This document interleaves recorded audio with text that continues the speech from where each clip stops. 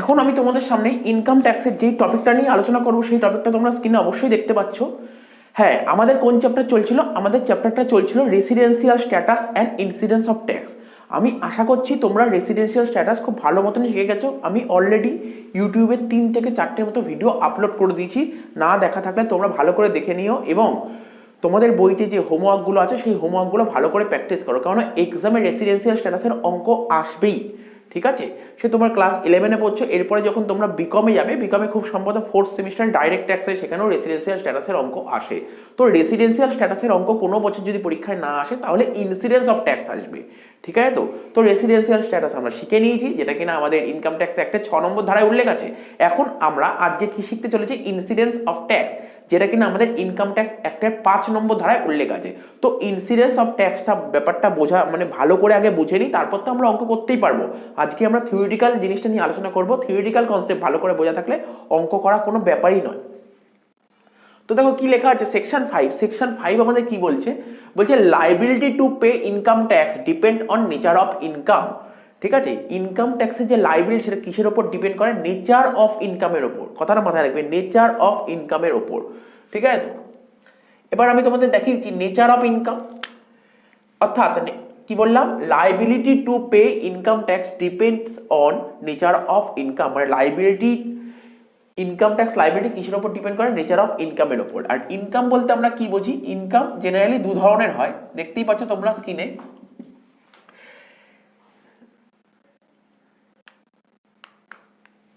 Sorry, এখানটা income হবে না, এখানটা আবার যেটা লেখা ছিল সেটাই ঠিকই লেখা ছিল, ওটা ইনসিডেন্স অফ ট্যাক্সই হবে এটা। ঠিক আছে, একটু ভুল হয়ে গেছিল, ইনসিডেন্স অফ ট্যাক্স। ঠিক আছে, তো আবার বলে দিচ্ছি, ইনকাম ট্যাক্স লাইবিলিটি কিসের উপর ডিপেন্ড করে? নেচার অফ ইনকামের উপর।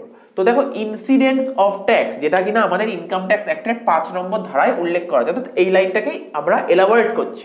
ঠিক আছে, তো ইনসিডেন্স অফ ট্যাক্স কিসের উপর ডিপেন্ড করে? Nature of income and residential status. তাহলে আমাকে যদি কেউ কখনো কোশ্চেন করে যে ইনসিডেন্স অফ ট্যাক্স কিসের উপর ডিপেন্ড করে, তোমরা কি অ্যান্সার দেবে? বলবে nature of income and residential status. Or না, এ বলবে না যে নেচার অফ ইনকাম অথবা রেসিডেন্সিয়াল স্ট্যাটাস, এটা বললে হবে না, বলতে হবে nature of income and residential status. Nature of income and residential status, nature of income and residential status. তার মানে ইনসিডেন্স অফ ট্যাক্স কিসের উপর ডিপেন্ড করছে? Nature of income and residential status, যেটা কিনা 6 নম্বর ধারায় আমরা অলরেডি শিখে ফেলেছি। ঠিক আছে, এবার nature of income. Nature of income মানে ইনকাম 2 ধরনের হয়, একটা ইন্ডিয়ান ইনকাম আর একটা ফরেন ইনকাম। একটা ইন্ডিয়ান ইনকাম, একটা ফরেন ইনকাম। তো ইন্ডিয়ান ইনকাম কত নম্বর ধারায় উল্লেখ আছে? 7 থেকে 9। ইনকাম ট্যাক্স একটা 7 নম্বর ধারা থেকে 9 নম্বর ধারায় উল্লেখ আছে ইন্ডিয়ান ইনকাম, আর এটা হচ্ছে ফরেন ইনকাম। তাই তো, তাহলে ইনকাম 2 ধরনের হয়, একটা হচ্ছে তোমার ইন্ডিয়ান ইনকাম আর একটা ফরেন ইনকাম। ঠিক আছে, তো দেখো কি লেখা আছে। ইনসিডেন্স অফ ট্যাক্সটা আমি আবার ডিটেলসে বোঝানোর চেষ্টা করছি। ঠিক আছে, তো যেটা বলছিলাম কি, ইনকাম 2 ধরনের হয়, একটা ইন্ডিয়ান ইনকাম আর একটা ফরেন ইনকাম। ঠিক আছে, তো স্যার ইন্ডিয়ান ইনকাম কাকে বলে, ফরেন ইনকাম কাকে বলে, এটা একটু ভালো করে বুঝিয়ে দিন, বুঝাচ্ছি। ঠিক আছে, কি লেখা আছে? Income received in India. ঠিক আছে, এই ইন্ডিয়ান ইনকাম কাকে বলে? আমাদের ইনকাম ট্যাক্স একটা কি বলেছে, ল কি বলছে ইন্ডিয়ান ইনকাম কাকে বলে? বলছে কোনো ইনকাম যদি ভারতে রিসিভড হয়, কোনো ইনকাম যদি ভারতে রিসিভড হয়, আজকে আমি তোমাদের পড়াচ্ছি। ঠিক আছে, অর্থাৎ আমি প্রতি মাসে যে টিউশন ফিসটা পাচ্ছি, সেই ফিটা কোথায় পাচ্ছি? ভারতেই পাচ্ছি। তো রিসিভ কোথায় হচ্ছে, এটা খুব ভাইটাল।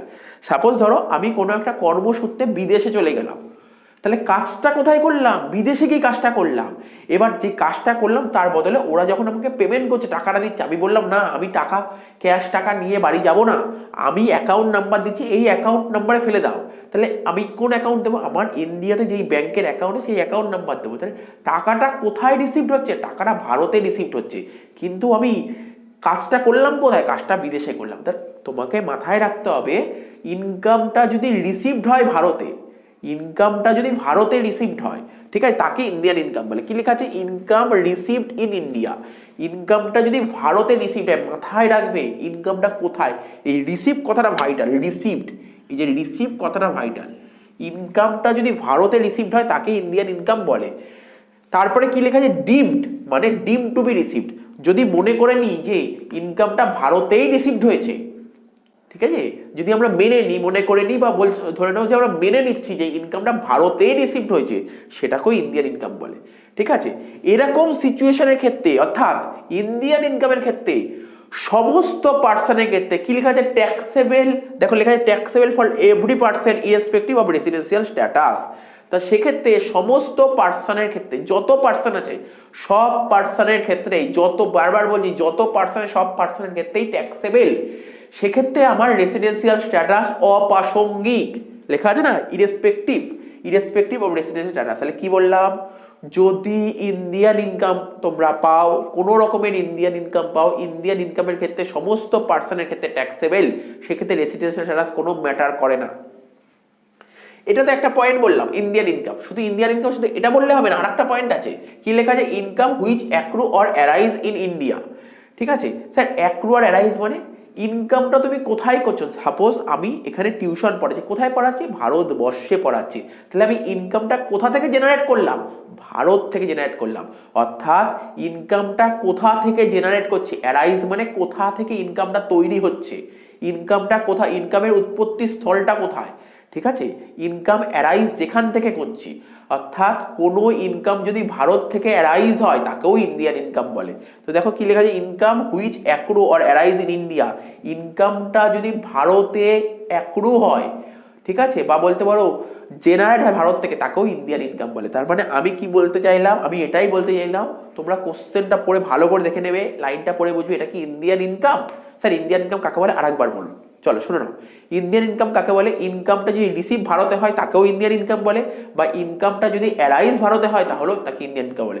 স্যার যদি এরকম হয়, ইনকামটা ভারতে রিসিভড হলো কিন্তু অ্যারাইজ হলো বিদেশে, তাকেও ইন্ডিয়ান ইনকাম বলে। আচ্ছা স্যার যদি এরকম হয়, ইনকামটা অ্যারাইজ হয়েছে বাইরে বিদেশে কিন্তু ইনকামটা রিসিভ হয়েছে ভারতে, তাকেও ইন্ডিয়ান ইনকাম বলে। মোট কথা এই দুটো পয়েন্টের মধ্যে একটা ভারতে হলেই তাকে ইন্ডিয়ান ইনকাম বলে। আর ইন্ডিয়ান ইনকাম হলে সমস্ত পার্সনের ক্ষেত্রে ট্যাক্সেবল, সেক্ষেত্রে রেসিডেন্ট স্ট্যাটাস কোনো ম্যাটার করে না।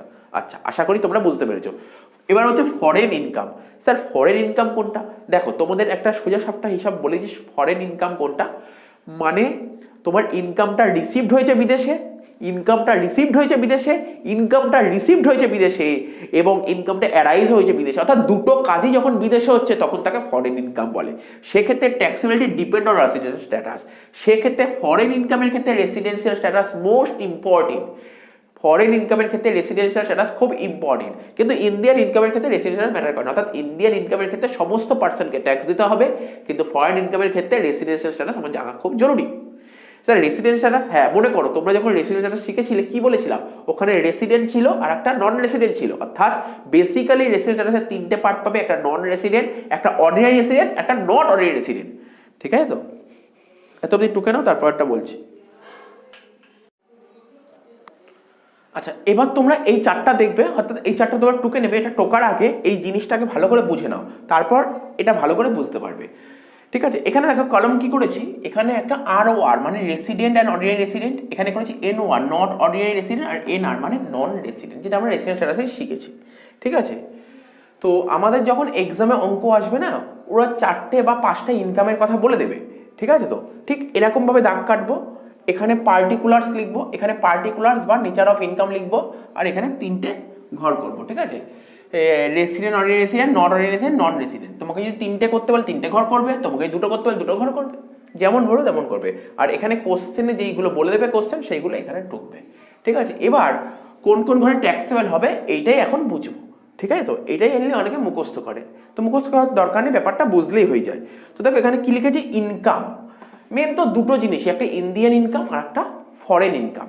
তো আমি কি বললাম, ইন্ডিয়ান ইনকাম কাকে বলে, যদি ইনকামটা রিসিভড হয় ইন্ডিয়াতে তাহলে তাকে ইন্ডিয়ান ইনকাম, বা এরকমও হতে পারে ইনকামটা যদি অ্যারাইজ হয় ইন্ডিয়াতে তাকেও ইন্ডিয়ান ইনকাম বলে। দেখো লিখেছি, এই দেখো ইনকাম অ্যাক্রু অর রিসিভড, এটা লিখে রাখো অ্যাক্রু অর রিসিভড,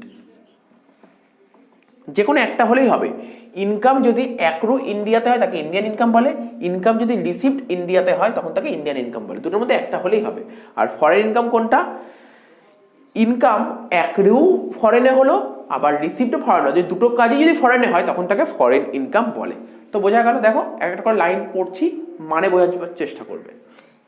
বলছে income received or deemed to be received, মানে ইনকামটা রিসিভড হয়েছে বা ডিম টু বি রিসিভড মানে মনে করা হচ্ছে রিসিভটা হয়েছে কোথায়, ইন্ডিয়াতে। তো প্রথম পয়েন্ট বলেছে ইনকামটা রিসিভড হয়েছে ইন্ডিয়াতে, বা মনে করছি ইনকামটা ইন্ডিয়াতে রিসিভড হচ্ছে। তো এরকম যদি হয় সেক্ষেত্রে কোথায় অ্যাক্রু হয়েছে এটা আমার জানার দরকার নেই, অর্থাৎ অপ্রাসঙ্গিক, ইররেলিভেন্ট অ্যাক্রু, ঠিক আছে। তো রিসিভ যদি ইন্ডিয়াতে হয়, আমি কি বললাম এইমাত্র, ইনকাম রিসিভড ইন ইন্ডিয়া, মানে ইনকামটা যদি ইন্ডিয়াতে রিসিভড হয়, ঠিক আছে, তো তখন তাকে ইন্ডিয়ান ইনকাম বলে। সেটা অ্যাক্রু কোথায় হয়েছে আমার না জানলেও চলবে। তো ইন্ডিয়ান ইনকামের ক্ষেত্রে সবাইকেই ট্যাক্স দিতে হবে, ইন্ডিয়ান ইনকামের ক্ষেত্রে সবাইকেই ট্যাক্স দিতে হবে, অর্থাৎ এখানে তিনটে ঘরে রাইট বসিয়ে দিলাম, ইন্ডিয়ান ইনকামের ক্ষেত্রে সবাইকেই ট্যাক্স দিতে হবে। তো প্রথমে সেন্টেন্স পড়ে তোমাকে বুঝতে হবে এটা ইন্ডিয়ান ইনকাম নাকি ফরেন ইনকাম। নেক্সট কি বলেছে, income accrue or arise in India. বলেছে দেখো এখানটা আমি করেছি রিসিভড, এখানে মেইন পয়েন্ট ছিল রিসিভড, ইনকামটা রিসিভড হয়েছে কোথায়, ইন্ডিয়াতে। তো রিসিভ যদি ইন্ডিয়াতে থাকে তাকে ইন্ডিয়ান ইনকাম বলে। পরেরটা কি বলেছে, income accrue or arise in India. আমি কি বলেছি, অ্যাক্রু বা অ্যারাইজ, এটাও কিন্তু ইম্পর্টেন্ট নয়।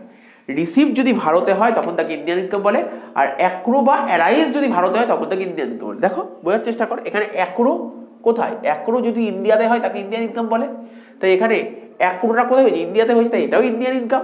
আর ইন্ডিয়ান ইনকামের ক্ষেত্রে সবার ক্ষেত্রেই ট্যাক্স দিতে হবে। তো এখানেও দাগ বসবে, এখানেও দাগ দাও, এখানেও দাগ দাও না, এখানে রেসিডেন্স স্ট্যাটাস আমার জানার দরকার নেই। তো অ্যাক্রু ভারতে হচ্ছে, এবার বলে স্যার অ্যাক্রু তো ভারতে হচ্ছে, যদি রিসিভ যদি ভারতের বাইরে ম্যাটার করে না, অ্যাক্রু অথবা রিসিভ যে কোনো একটা ভারতে হলে তাকে ইন্ডিয়ান ইনকাম বলে। বারবার ডেফিনেশন দেখবে, ইনকাম অ্যাক্রু যদি ভারত হয় তাকে ইন্ডিয়ান ইনকাম, ইনকাম রিসিভ যদি ভারত হয় তাকে ইন্ডিয়ান ইনকাম। স্যার দুটোই যদি ভারত হয় ইন্ডিয়ান ইনকাম, একটা যদি ভারত হয় তাহলে ইন্ডিয়ান ইনকাম। 3 নম্বর, তাহলে ইন্ডিয়ান ইনকামের কাজ হয়ে গেল। এবার চলে আসবো ফরেন ইনকাম। ফরেন ইনকাম মানে অ্যাক্রু ভারতের বাইরে, তারপর রিসিভড ভারতের বাইরে, এরকম হলে তখন তাকে ফরেন ইনকাম বলে। কি বলে, income accrue or arise outside India. Accrue or arise মানে ইনকামটা করেছে কোথায়, ইনকামটা জেনারেট হয়েছে ভারতের বাইরে, আর রিসিভটা হয়েছে ভারতের বাইরে, এটাকে বলে ফরেন ইনকাম। এক্ষেত্রে দুটো কন্ডিশন দেওয়া আছে, দেখতে হবে এরকম বিজনেস, এরকম যদি কোনো বিজনেসটা কন্ট্রোল কোথা থেকে হচ্ছে, ভারত থেকে হচ্ছে নাকি ভারতের বাইরে থেকে হচ্ছে। ঠিক আছে, ভারত থেকে হচ্ছে না ভারতের বাইরে থেকে হচ্ছে। দেখো এখানে বলেছে business control from India and profession set up in India. তো বিজনেসটা যদি কন্ট্রোল ভারত থেকে হয় তাহলে এই প্রথম দুজনকে ট্যাক্স দিতে হবে, রেসিডেন্ট এন্ড অর্ডিনারি রেসিডেন্টকে ট্যাক্স দিতে হবে, নন অর্ডিনারি রেসিডেন্টকে ট্যাক্স দিতে হবে। কন্ট্রোল যদি ভারত থেকে হয় তবে নন রেসিডেন্টকে কোনো রকমের ট্যাক্স দিতে হবে না। আচ্ছা স্যার কোশ্চেনে যদি বলে না দেয় বিজনেসটা কন্ট্রোল কোথা থেকে হচ্ছে কি ধরবো, সেক্ষেত্রে তোমরা কিছুই ধরবে না, মনে করবে কন্ট্রোল ভারত থেকে হচ্ছে না। কোশ্চেনে যদি কিছু যদি বলে দেয় কন্ট্রোল ভারত থেকে হচ্ছে তো করবো, আর যদি বলে না দেয় কন্ট্রোল কোথা থেকে হচ্ছে তাহলে নর্মাল ধরবো, কোনো বিদেশ থেকে কন্ট্রোল হচ্ছে এরকম ধরে নেবো। ঠিক আছে তো, আচ্ছা আচ্ছা স্যার বিদেশ থেকে যদি কন্ট্রোল হয় সেক্ষেত্রে নিয়মটা কি, বিদেশ থেকে যদি কন্ট্রোল হয়, তাই তো বিদেশ থেকে মানে আরে সব কাজেই বিদেশে, বিদেশ থেকে কন্ট্রোল মানে পুরোটাই বিদেশে, তাই তো বিদেশ থেকে কন্ট্রোল মানে পুরোটাই বিদেশে। ঠিক আছে, তোমার অ্যাক্রু হয়েছে বিদেশে, রিসিভড হয়েছে বিদেশে, কন্ট্রোল হয়েছে বিদেশে। ঠিক আছে, এরকম সিচুয়েশনের ক্ষেত্রে শুধু এই ROR মানে রেসিডেন্ট অ্যান্ড অর্ডিনারি রেসিডেন্টেই ট্যাক্সেবল হবে। আচ্ছা লাস্ট পয়েন্ট আদার সোর্স, কি বলে যে ইন্টারেস্ট স্যালারি রেট। সাপোজ ধরো ইন্দোনেশিয়ার কোনো একটা ব্যাংক আছে, সেই ব্যাংকে তোমার ধরো অ্যাকাউন্ট আছে, তাই অ্যাকাউন্ট রাখলে কি হবে, ফিক্সড রেট করে সেখান থেকে প্রতি বছর একটা ইন্টারেস্ট পাও। তা তোমার ইনকামটা আর্ন হলো কোথায়, মানে ইনকামটা তোমার জেনারেট হয়েছে কোথায়, স্যার ইন্দোনেশিয়ায়, রিসিভড হয়েছে কোথায়, স্যার ইন্দোনেশিয়া। ঠিক আছে তো, কন্ট্রোল হয়েছে কোথা থেকে, ইন্দোনেশিয়া, সবই তো ফরেন থেকে, তাহলে শুধু প্রথম ঘরে ট্যাক্স বসবে, বাকি কোথাও বসবে না। একই রকম ভাবে স্যালারি, স্যালারিটা কি, ধরো তুমি ধরো কোনো একটা আমেরিকান কোম্পানি চাকরি করো এবং আমেরিকায় থেকে আমেরিকার কোনো কোম্পানিতে তুমি চাকরি করো, ইনকামটা হচ্ছে আমেরিকার। ঠিক আছে, আমেরিকার কোম্পানি, রিসিভটা হচ্ছে আমেরিকায় রিসিভ করছো। ঠিক আছে তো, এরকম সিচুয়েশনের ক্ষেত্রে বুঝতেই পারছো এরকম কি হবে, শুধু প্রথম ঘরে ট্যাক্সেবল বসবে। তাই এই জিনিসগুলো মাথায় রাখবে। রেট, ধরো তোমার বাংলাদেশে ধরো একটা বাড়ি আছে, সেই বাড়িটা ভাড়া দিয়েছো, ঠিক আছে ভাড়া দিয়েছো, তাহলে বাড়িটা কোথায় আছে, বাংলাদেশে, মানে ইনকামটা বাংলাদেশ থেকে হচ্ছে।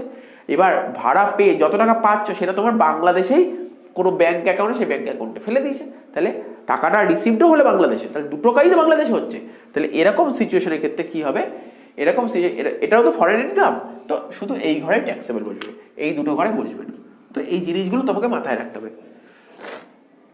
তাহলে ছোট্ট করে একবার রিসিভ করে নাও। স্যার ইন্ডিয়ান ইনকাম যদি হয়, স্যার ইন্ডিয়ান ইনকাম যদি হয় তাহলে সবার ক্ষেত্রে ট্যাক্সেবল, ব্যাস। আর যদি ফরেন ইনকাম হয় সেক্ষেত্রে তোমাকে দুটো জিনিস মাথায় রাখতে হবে, কন্ট্রোল কোথা থেকে হচ্ছে। যদি মনে করো কন্ট্রোল ভারতবর্ষ থেকে হচ্ছে তাহলে প্রথম দুজনকে ট্যাক্স দিতে হবে। স্যার প্রথম দুজন মানে অর্ডিনারি রেসিডেন্ট আর নন অর্ডিনারি রেসিডেন্ট, নন রেসিডেন্টকে ট্যাক্স দিতে হবে। কন্ট্রোল যদি ভারতের বাইরে থেকে হয় শুধুমাত্র প্রথম জনকেই ট্যাক্স দিতে হবে, ঠিক আছে? এটা তোমার মাথার মধ্যে ঢুকিয়ে ফেলতে হবে, ঠিক আছে? এতই ঢুকে নাও, তারপর আমি বলছি। আচ্ছা, এতক্ষণ যে ইন্সিডেন্স অফ ট্যাক্স নিয়ে আলোচনা করলাম, এতক্ষণ যা আলোচনা করলাম তার একটা ছোট্ট একটা সামারি তোমাদের সামনে তুলে ধরি। সামারিটা অবশ্যই তোমার মাথার মধ্যে রেখে দেবে, তাহলে অঙ্ক করতে খুব সুবিধা হবে। কি বলেছে? Indian income is taxable for all person. যদি কোশ্চেন দেখো ইন্ডিয়ান ইনকাম দিচ্ছে, কোশ্চেনটা পড়বে কি কোশ্চেন দিচ্ছে, অঙ্ক যখন দেবে তো দেখে যদি বোঝো না এটা ইন্ডিয়ান ইনকাম, তাহলে সমস্ত পার্সনের জন্য ট্যাক্সেবল। সেক্ষেত্রে রেসিডেন্সিয়াল স্ট্যাটাস কোনো ম্যাটার করে না। তো পড়ে নিই কি বলেছে, Indian income is taxable for all person, residence status is irrelevant মানে অপ্রাসঙ্গিক। Global income is taxable in case of ordinary resident. Global income শুধুমাত্র অর্ডিনারি রেসিডেন্টের জন্যই ট্যাক্সেবল, ঠিক আছে? তাহলে ফরেন ইনকাম, তো foreign income not taxable not রেসিডেন্টের ক্ষেত্রে, মাথায় রাখবে foreign income not taxable non রেসিডেন্টের ক্ষেত্রে। তাই লিখেছে দেখো, foreign income not taxable for non resident but in some cases it is taxable for not ordinary resident. Foreign income যদি কোশ্চেনে পেয়ে যাও, তোমরা যদি কোশ্চেনে ফরেন ইনকাম পেয়ে যাও, ঠিক আছে, সেটা দেখতে হবে। ফরেন ইনকাম তো পেলে দেখতে হবে সেটা কন্ট্রোল কোথা থেকে হচ্ছে, ইন্ডিয়া থেকে হচ্ছে নাকি ইন্ডিয়ার বাইরে থেকে হচ্ছে। যদি ইন্ডিয়া থেকে কন্ট্রোল হয় তাহলে অর্ডিনারি নট অর্ডিনারি সবার ক্ষেত্রেই ট্যাক্সেবল। তাই এখানে বলেছে ফরেন ইনকাম নট ট্যাক্সেবল, ঠিক আছে? Foreign income not taxable non রেসিডেন্টের ক্ষেত্রে ট্যাক্সেবল নয়, কিন্তু কিছু কিছু কেসে মানে ওই কন্ট্রোল ফ্রম ইন্ডিয়া যদি থাকে তখন ট্যাক্সেবল হবে অর্ডিনারি রেসিডেন্টের ক্ষেত্রে। এই জিনিসগুলো তোমাকে মাথায় রাখতে হবে। আর কি বলছে, received of income importance, remittance does not matter. ইনকামটা কোথায় রিসিভড হচ্ছে সেটাই ইম্পর্টেন্ট। তারপর ইনকাম যেখানে সেখান থেকে টাকাটা রেমিট করছি মানে পাঠিয়ে দিচ্ছি সেটা কোনো ম্যাটার করে না। তাহলে রেমিটেন্স যদি কোশ্চেনে দেয় ওটাকে তুমি টোটালি ইগনোর করতে পারো। তা বলছে ইট and income is tax on accrual basis. Accrual বেসিসে যদি তোমার ইনকামটা ট্যাক্স হয় তাহলে কিন্তু it is not tax again on receive basis. মানে যেই ইনকামটার ওপর অ্যাক্রুয়াল বেসিসে ট্যাক্স লাগিয়ে দিয়েছো সেটা কিন্তু রিসিভ বেসিসে আর ট্যাক্স হবে না, সেই ইনকামের উপর আর রিসিভ বেসিসে ট্যাক্স হবে না। এটা জানার জন্য আমরা যখন নেক্সট চ্যাপ্টার করবো পরের ক্লাসে স্যালারি, তখন আমরা ডিটেলসে বুঝবো। আচ্ছা, তার মধ্যে income should relate two previous year. ইনকামটা প্রিভিয়াস রিলেটেডই হতে হবে। ধরো পাস্ট আনট্যাক্স ইনকাম মানে অতীতের কোনো আনট্যাক্স ইনকাম যদি থাকে সেটা কিন্তু আসবে না, এটা মাথায় রাখতে হবে। আর বলছে কিছু কিছু ইনকাম আছে যেখানে এক্সেম ফ্রম ট্যাক্স, তোমরা আগের চ্যাপ্টারে শিখেছি এক্সেম ফ্রম ট্যাক্স বলে একটা চ্যাপ্টার করেছি, ঠিক আছে? ডিভিডেন্ড ইনকাম একটা ইন্ডিয়ান কোম্পানি থেকে হতে পারে, ইন্ডিয়ান কোম্পানি থেকে ডিভিডেন্ড পেলে এক্সেমড, ফরেন কোম্পানি থেকে ডিভিডেন্ড পেলে ট্যাক্সেবল। আর মিউচুয়াল ফান্ড থেকে কোনো টাকা পয়সা কামালে সেটাও এক্সেম। ধারাগুলো পড়ে নেবে, আন্ডারস্ট্যান্ড 1034, আন্ডারস্ট্যান্ড 1035। এবার হচ্ছে এগ্রিকালচার ইনকাম, কৃষি আয়, যেটা আমরা আজকের ক্লাসেই পড়া ধরলাম, তোমাদের কাছ থেকে নিলাম পড়া। তো এগ্রিকালচার ইনকাম যদি ল্যান্ডটা যদি ইন্ডিয়াতে সিচুয়েট হয়, ল্যান্ড যদি ইন্ডিয়াতে সিচুয়েট হয় তাকেই তো আমরা বলো না এগ্রিকালচার ইনকাম কি শিখিয়েছিলাম। এগ্রিকালচার ইনকাম হতে গেলে তিনটে বৈশিষ্ট্য মানতে হবে। একটা, জমিটা ভারতে হতে হবে, ঠিক আছে? তো জমিটা ভারতে হতে হবে, এটা বলেছিলাম তো। কৃষিকাজ করতে হবে, ঠিক আছে? তো এই সমস্ত জিনিস বলেছিলাম। আর কৃষিকাজটা জমিতেই হতে হবে, তিনটে পয়েন্ট বলেছিলাম। তো মোট কথা এগ্রিকালচার ইনকামের মেন যে বৈশিষ্ট্য, মেন যে কন্ডিশন, ঠিক আছে, ইনকামটা ভারতে হতে হবে মানে ইন্ডিয়ার ল্যান্ডে হতে হবে, ঠিক আছে? এটা মাথায় রাখবে, ল্যান্ড সিচুয়েটেড ইন ইন্ডিয়া। এখানে কি বলছে, agriculture income land situated in India, ঠিক আছে? তার মানে ইন্ডিয়ার কোনো ল্যান্ডে যদি কৃষিকাজটা করা হয় তখন তাকে এগ্রিকালচার ইনকাম বলে। এগ্রিকালচার ইনকাম ছাড় আছে কত নম্বর ধারায়, আন্ডারস্ট্যান্ড 10 সাবসেকশন 1-এ। আর বলছে ল্যান্ড যদি ভারতবর্ষের বাইরে, ধর নেপাল, বাংলাদেশ, ভুটান, এখান থেকে যদি কোনো ইনকাম হয়, কৃষিকাজ করে যদি ইনকাম হয়, এটাকে এগ্রিকালচার ইনকাম বলে। এটা নন এগ্রিকালচার ইনকাম, এটা ট্যাক্সেবল, যেটাকে ইনকাম হয় আদার সোর্সে চলে যায়। দেখো লাস্ট পয়েন্ট শেষ হয়ে গেছে, জাস্ট এটা বললেই শেষ হয়ে যাবে। গিফট, ঠিক আছে? যদিও আমরা যখন ক্লাস 12-এ উঠবো ওখানে ইনকাম ফ্রম আদার সোর্স বলে একটা চ্যাপ্টার আছে, ওখানে গিফট বলে ডিটেলসে শিখতে পারবে। আর গিফট সম্পর্কে ডিটেলসে জানার দরকার হয়, আমার অলরেডি ভিডিও আছে চ্যানেলে, তোমরা প্লে লিস্টে চলে যাবে, ইনকাম ফ্রম আদার সোর্স বলে একটা টপিক আছে, ওখানে চলে যাবে, ওর মধ্যে পেয়ে যাবে। খুব সহজে ইনকাম আছে 5টা ভিডিও আছে, আমাদের কোনো না কোনো ভিডিওতে আছে, কোন ভিডিও জানি না, গিফট সম্পর্কে ডিটেলস আলোচনা করা আছে এবং ওর উপর অঙ্কও করা হয়েছে।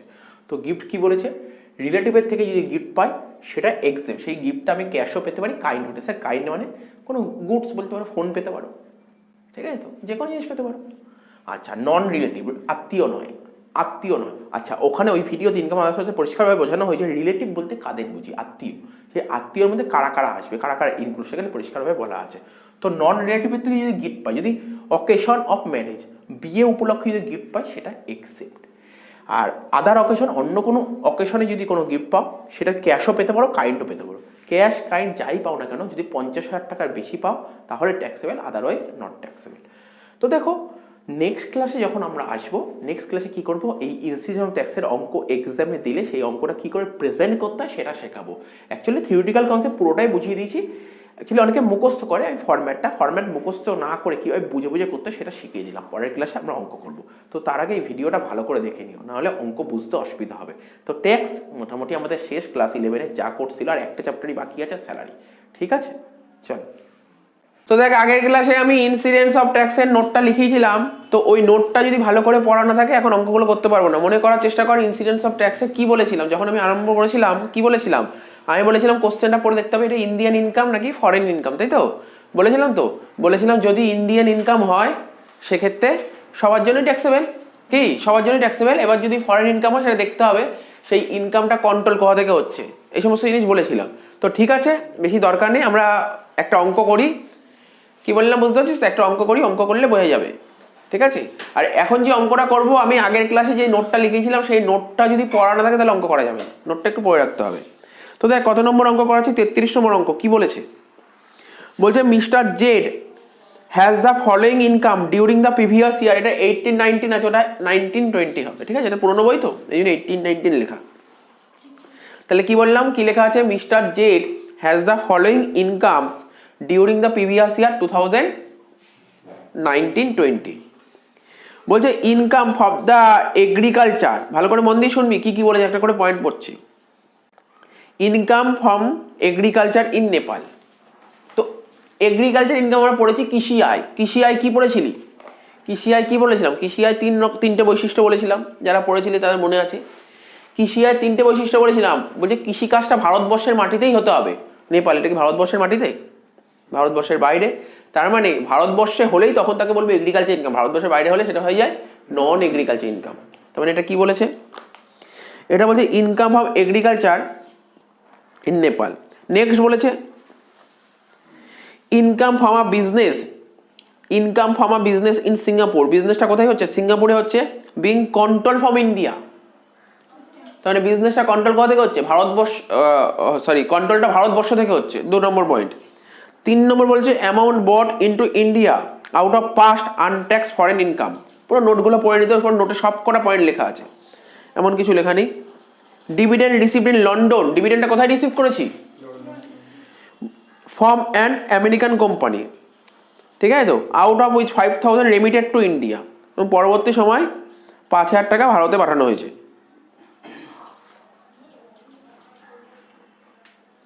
ঠিক আছে, বলছে you are required to compute his total income. তুমি টোটাল ইনকামটা বের করো assessment year 2021। If mister Z is a resident and ordinarily resident, ও যদি রেসিডেন্ট অ্যান্ড অনারি রেসিডেন্ট হয় তাহলে তার ট্যাক্সেবল ইনকাম কত হবে, এবং ও যদি resident but not honorary resident হয় তাহলে ট্যাক্সেবল ইনকাম কত হবে। মনে করার চেষ্টা কর, আমরা যখন রেসিডেন্টটা শিখলাম 3 ধরনের করেছিলাম। একটা কি কি করেছিলাম, আগের ক্লাসে নোট লিখেছিলাম ইনসিডেন্স অফ ট্যাক্সের 3টে কলম করেছিলাম, মনে আছে তো, resident and ordinarily resident, resident but not ordinary resident, আর একটা নন রেসিডেন্ট, মানে একটা অর্ডিনারি রেসিডেন্ট, একটা নট অর্ডিনারি, আর একটা নন রেসিডেন্ট। 3টে পার্ট বলেছিলাম।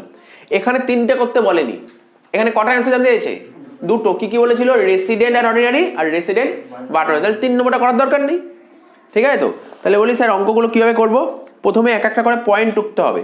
কি কি টুকতে হবে, 1 নম্বর পয়েন্টটা ছক হবে এরকম, ছক হবে এরকম। উপরে কি লিখেছি বল, পর total income of mister Z, তাই তো বের করতে বলেছে। কি বের করতে বলছে বল, sir total income of mister Z বের করতে বলছে, লিখলাম। অ্যাসেসমেন্ট ইয়ার কত আমাদের 20-21, ব্যাস, আর কিছু লিখলাম না। বুঝতে পেরেছিস, বুঝতে পেরেছিস কি লিখলাম। আচ্ছা, তারপরে দাগ কাটতে হয় এরকম,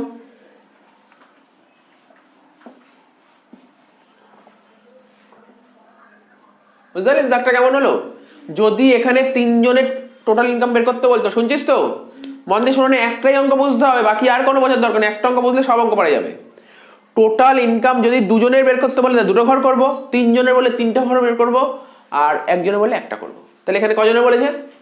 2 জনের। যেই 2 জনের বলি সেই 2 জনের নাম লিখলাম। কোন 2 জন বলেছে আমাদের? প্রথম 2 জন, মনে কর প্রথম 2 জন। প্রথম জনটার নাম কি ছিল? অর্ডিনারি রেসিডেন্ট, এটা তো অর্ডিনারি রেসিডেন্ট। তারপরটা কি ছিল? নট অর্ডিনারি, আর তারপরে ছিল নন রেসিডেন্ট করতে বলেনি। বোঝা গেল তো? এবার তো 1 নম্বর পয়েন্টটা কি বলেছে? 1 নম্বর পয়েন্টটা বলেছে দেখ, income from agriculture in Nepal.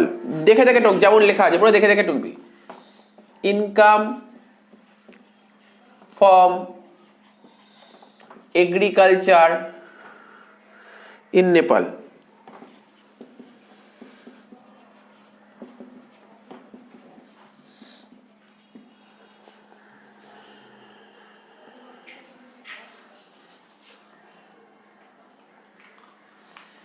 তাহলে দেখ, শিখিয়েছিলাম তো আমি ইনকামটা কোন দেশে হয়েছে? নেপালে। তার মানে আমি কি শিখেছিলাম? পড়ে দেখ, ওখানে নোটগুলো লিখেছিলাম, রিসিপ্টটা কোন দেশে হয়েছে? রিসিপ্ট তো নেপালেই হয়েছে। আর অ্যাক্রুটা আমি শিখিয়েছিলাম, মন দিয়ে শোন, আগের দিন বলেছিলাম আমাকে দেখতে হবে এটা কি, রিসিপ্টটা কোথায় হয়েছে? রিসিপ্টটা ভারতবর্ষের বাইরে হয়েছে। আর অ্যাক্রু মানে ইনকামটা কোন দেশে হয়েছে? আর্নটা কোন দেশে হয়েছে? ভারতবর্ষের বাইরে। দুটো কাজই তো ভারতবর্ষের বাইরে হয়েছে। যদি এরকম সিচুয়েশন হয় তখন কি বলেছিলাম? একমাত্র অর্ডিনারি রেসিডেন্টের ক্ষেত্রেই ট্যাক্সেবল। দেখ আগের দিনে নোটটা বের কর, খাতাটা খোল, পড়ে দিই, ভুলে গেছিস, পড়ে দিই, খাতাটা খোল একটু দেখ।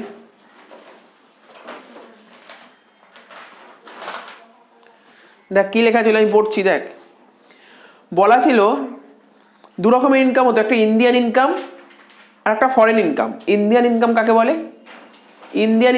কি বলেছিলাম? অ্যাক্রু আর রিসিপ্ট দুটোর মধ্যে যে কোনো একটা ভারতবর্ষে হলেই কি বললাম, বুঝতে পারলি তো? ইন্ডিয়ান ইনকাম হয়ে গেছিল। দুটোর মধ্যে একটা ভারতে হলেই ইন্ডিয়ান ইনকাম, আর ফরেন ইনকাম করলে দুটো কাজই ফরেন হবে। দেখ এখানে পয়েন্ট প্রথম কি লেখা ছিল, বলছিল ইনকাম রিসিপ্ট মানে আয়টা হয়েছে, or deemed to be received in India, মানে ইনকামটা যদি ভারতবর্ষে হয়, মানে ইনকাম রিসিভ যদি ভারতবর্ষে হয়, কি বললাম, ইনকামটা যদি রিসিভ যদি ভারতবর্ষে হয় তাহলে তাকে ইন্ডিয়ান ইনকাম বলে। আর ইন্ডিয়ান ইনকাম হলে সবার জন্য ট্যাক্সেবল, সবার জন্য। তো এই লাইনটা পড়ে কোথাও মনে হয়েছে যে ইন্ডিয়ান ইনকাম টাকাটা কি ভারতে রিসিভড হয়েছে? না, তাহলে এটা ইন্ডিয়ান ইনকাম নয়। 2 নম্বর পয়েন্ট কি লেখা ছিল? ইনকাম অ্যাক্রু মানে কি, ইনকামটা কোন দেশে হয়েছে? রিসিভড আলাদা জিনিস। যেমন ধর আমি পড়াচ্ছি, আমি ভারতেই পড়াচ্ছি, এমন হতে পারে আমি ভারতে পড়াচ্ছি কিন্তু টাকাটা পাচ্ছি বাইরে গিয়ে। তারপরে রিসিভড আলাদা, অ্যাক্রু আলাদা। অ্যাক্রু মানে বুঝতে হচ্ছে অ্যাক্রু কাকে বলে, কাজটা করা হচ্ছে কোথায়, কোন দেশে কাজ করা হচ্ছে। মানে এই যে বলেছে income from agriculture in Nepal, তাহলে কাজটা করা হচ্ছে কোন দেশে? নেপালে করা হচ্ছে, মানে বিদেশে করা হচ্ছে। তাহলে টাকাটা পাওয়া গেছে কোথায়? কিছু বলেছে কোথায় পাওয়া গেছে, তার মানে সে বিদেশেই পাওয়া গেছে। তাহলে দুটো কাজই তো বিদেশে হয়েছে, তার মানে এটা কি ইনকাম? Foreign income. তো ফরেন ইনকামের ক্ষেত্রে কি বলেছিলাম? ফরেন ইনকামের ক্ষেত্রে দেখ 2টো পয়েন্ট লেখা ছিল যদি এটা বিজনেস প্রফেশন হয় তার জন্য একটা নিয়ম। এটা বিজনেস প্রফেশনের কথা বলেছে না স্যার, এটা আদার বলেছে। দেখ আদার সোর্সের ক্ষেত্রে কি বলেছিলাম, শুধুমাত্র অর্ডিনারি রেসিডেন্টের ক্ষেত্রেই ট্যাক্সেবল। মনে পড়ছে ব্যাপারগুলো? আমাকে কোশ্চেন পড়ে দেখতে হবে এটা ইন্ডিয়ান ইনকাম না ফরেন ইনকাম। এটা লাইনটা পড়ে কি বুঝলি, ইন্ডিয়ান ইনকাম না ফরেন ইনকাম? ফরেন ইনকাম হলে যদি এটা বিজনেস হয় তার জন্য আলাদা রুল আছে, বিজনেস না, এটা আদার হলে কি শুধুমাত্র অর্ডিনারি রেসিডেন্টকে ট্যাক্স দিতে হবে, তার মানে শুধু এখানে টাকাটা বসবে, আর কোনো ঘরে টাকা বসবে না। এখানে অর্ডিনারি রেসিডেন্ট কোনটা, কি মনে হচ্ছে কোনটা, কি লেখা আছে পড়? এটাই তো, এখানে টাকা বসবে, ওখানে টাকা বসবে না। বোঝা যাচ্ছে কি বললাম? বুঝতে পারছিস তো? তাহলে কত টাকা ছিল এখানে বল কোশ্চেনটা পড়ে? 15,000। এখানে লেখ 15,000।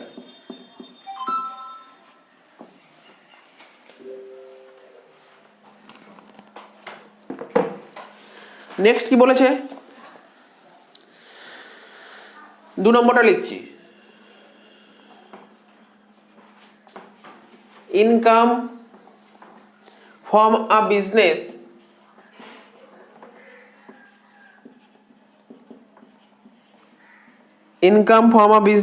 ইন সিঙ্গাপুর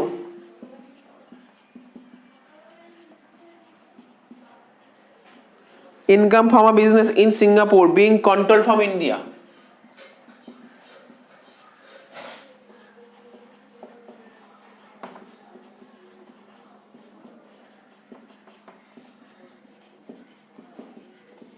কি বলেছে, বলছে income from a business in Singapore. বিজনেসটা কোন দেশে?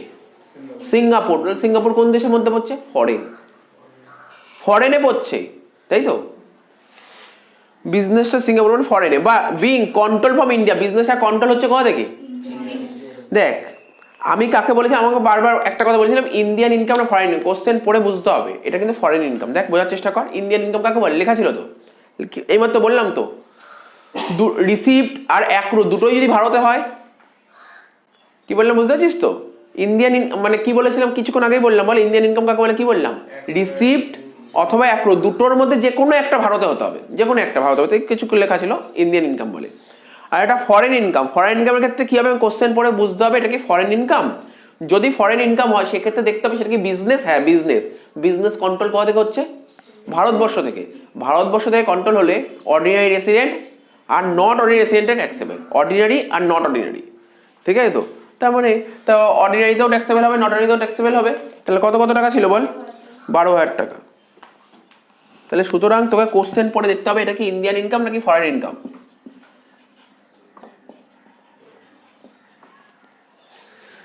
3 নম্বর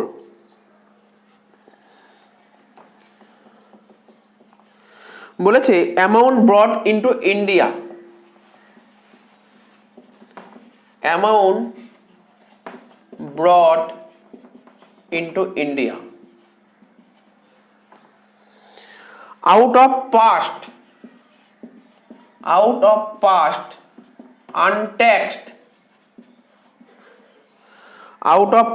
untaxed foreign income।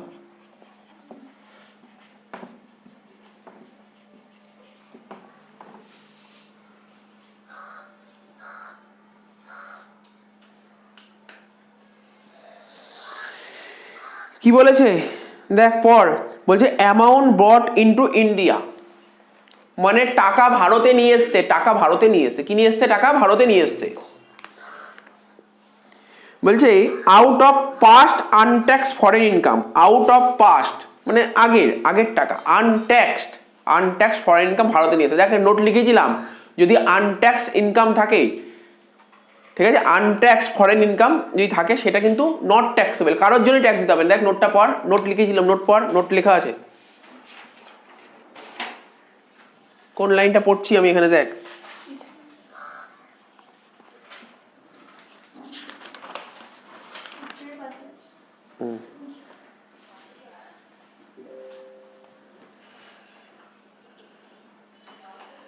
এই যে নোটস 2 নম্বর লেখায় দেখ income relate two previous year, ঠিক আছে।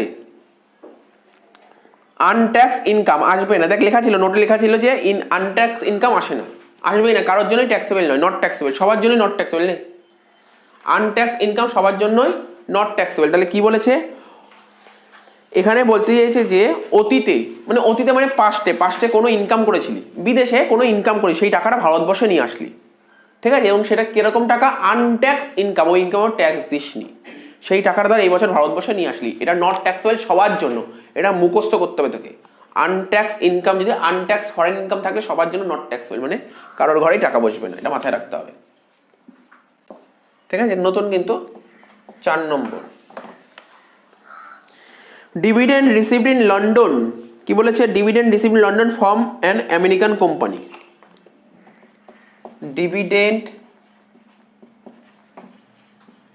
রিসিভড ইন লন্ডন, ঠিক আছে, ডিভিডেন্ড রিসিভড ইন লন্ডন, ঠিক আছে, ফ্রম অ্যান আমেরিকান কোম্পানি।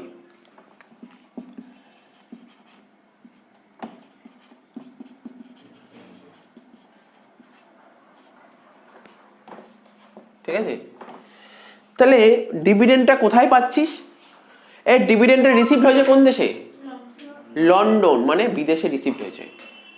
কিন্তু এই ডিভিডেন্ড মানে ইনকামটা কোন দেশে হয়েছে? কোন দেশে? আমেরিকান কোম্পানি ডিভিডেন্ড মানে আমেরিকা। তার মানে দুটোই তো ভারতবর্ষের বাইরে হয়েছে, এটা কি ফরেন ইনকাম। ফরেন ইনকামের ক্ষেত্রে দেখতে হবে কন্ট্রোল হয়েছে কোন দেশ থেকে, কিছু বলেছে ফরেন ইনকাম, আচ্ছা এটা তো বিজনেস না, তাহলে তো কন্ট্রোলের কোনো প্রশ্ন হচ্ছে না। তার মানে আদার হলে কি হয়, শুধুমাত্র অর্ডিনারি রেসিডেন্টকে ট্যাক্সেবল দিতে হবে, ট্যাক্স দিতে হবে। তাহলে অর্ডিনারি রেসিডেন্টের ঘর ট্যাক্সেবল, কার ঘর ট্যাক্সেবল হবে? Ordinary resident. বলি স্যার টাকা কত? টাকা বলেনি, দেখ কোশ্চেন কোচ টাকা বলেনি অঙ্কে। টাকা বলেনি, বলি স্যার এখানে তো 5,000 টাকা বলেছে, না অ্যাকচুয়ালি ডিভিডেন্ড কত টাকা সেটা বলেনি। ডিভিডেন্ড তুই যত টাকা পেয়েছিস তার মধ্যে 5,000 টাকা তুই ভারতে পাঠিয়েছিস। আমি একটা নোটও লিখে দিয়েছিলাম কত টাকা পাঠালাম, নট ম্যাটার, ম্যাটার করে না। রেমিটেন্স ডাজ নট ম্যাটার লেখা আছে, কোনো একটা লাইনে লেখা আছে remittance does not matter. Remittance মানে হচ্ছে পাঠানো, আমি কত টাকা ভারতে পাঠিয়েছি এটা আমার জানার দরকার নেই, ঠিক আছে? তার মানে যত টাকা ডিভিডেন্ড তত টাকা শুধু এই ঘরে বলবে, কিন্তু কত টাকা জানি না, জানি না, তাই লিখবো ট্যাক্সেবল বলে একটা কথা লিখে রাখবি। কি বলবি? ট্যাক্সেবল বলে একটা কথা লিখে রাখবি, ব্যাস আর কিছু করতে হবে না। ট্যাক্সেবল বলে একটা কথা লিখবি, টাকা যাই না তাই ট্যাক্সেবল বলে একটা কথা লিখে রাখবো, ঠিক আছে? এটা 12,000 হচ্ছে, এটা তো ঠিক যোগ করতে পারছি না, কেন যোগ করতে পারবো না জানিস তো? এখানে 15 আর 12 27,000, এখানে তো কিছু একটা টাকা হবে, কত টাকা জানি না তো, ঠিক আছে? তো তো তুই আমি কি লিখতে পারি, এটা লিখতে পারি 27,000 যোগ ট্যাক্সেবল, মানে বুঝতে পারলি কি লিখলাম? ব্যাস,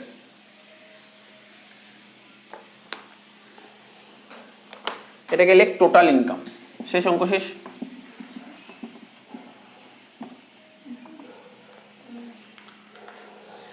বুঝতে পারলি?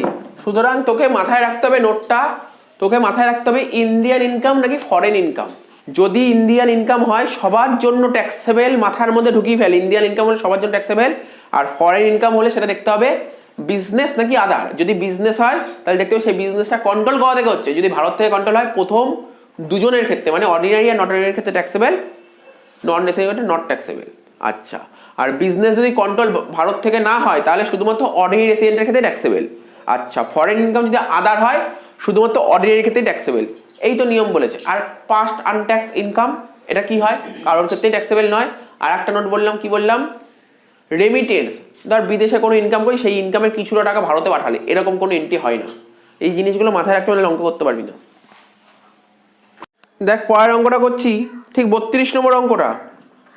For the previous year ended 31 March 2020 mister Bijan Dhar had the following income. তো কোশ্চেন পড়ছি পরে, দেখ দাগটা একই রকমের হবে, সেম দাগ হবে, নতুন কিছু না।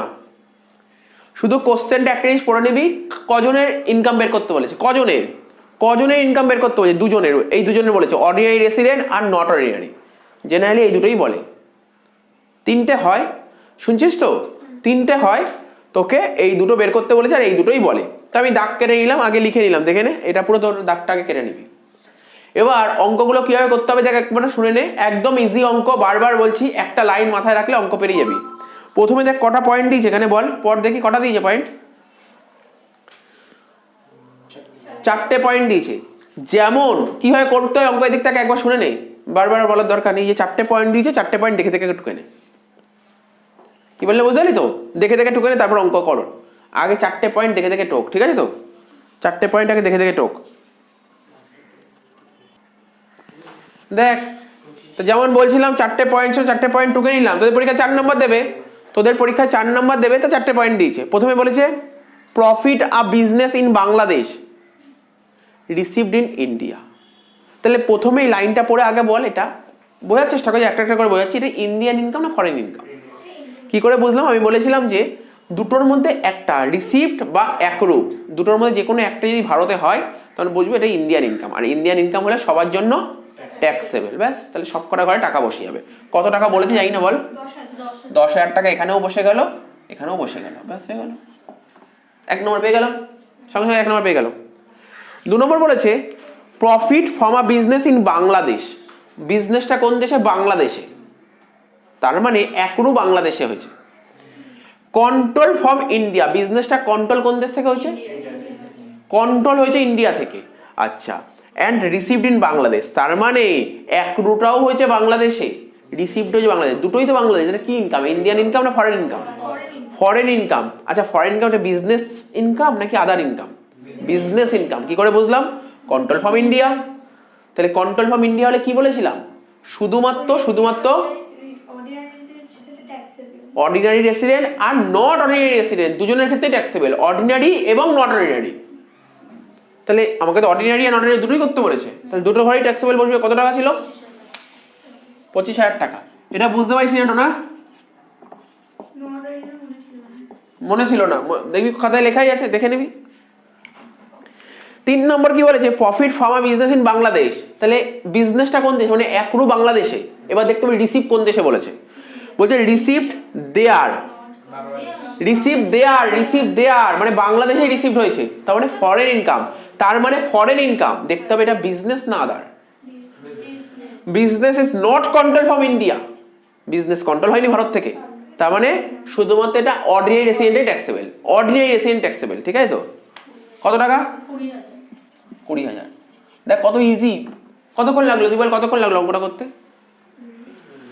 তাহলে income of house property in UK, UK মানে ইউনাইটেড কিংডম, ইউনাইটেড কিংডমে হাউসটা আছে, মানে ইনকাম ওই দেশে হয়েছে, মানে অ্যাক্রু হয়েছে ইউকেতে। রিসিভ কোন দেশে হয়েছে? Received in India. তার মানে এটা কি ইনকাম, ইন্ডিয়ান ইনকাম না foreign income? Indian income. Indian income কাকে বলে? দুটো কাজের মধ্যে যে কোনো একটা ইন্ডিয়াতে হলে ইন্ডিয়ান ইনকাম, আর ফরেন কাকে বলে? দুটোই ফরেনে হবে। তাহলে কত টাকা ছিল এটা? 50,000। 50,000 শেষ, অঙ্ক শেষ। 10 আর 25 35, 35 আর 20 55, 55 আর 50 1,05,000। 10 আর 25 35, 35 আর 50 85,000 শেষ। এটাকে বলে তোর টোটাল ইনকাম। শেষ হয়ে গেল অঙ্কটা।